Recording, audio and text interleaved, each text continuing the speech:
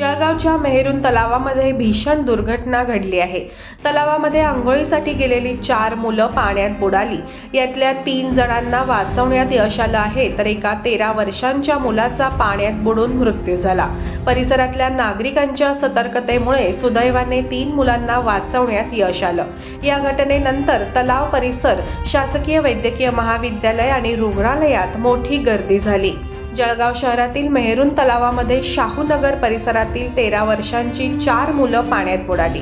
यातला ईशान शेख वसीम याचा मृत्यू झाला, तर इतर 3घांनाही वाचवण्यात यश आलं।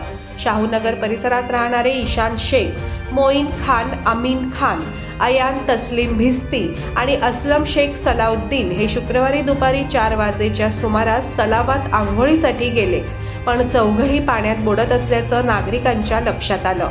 यानंतर नागरिकांनी प्रसंगवाधन राहून 3घांना वाचवलं, मात्र एकाचा मृत्यू झाला। घटनेनंतर तलाव परिसर आणि शासकीय वैद्यकीय महाविद्यालय आणि रुग्णालयात नागरिकांनी मोठी गर्दी केली होती।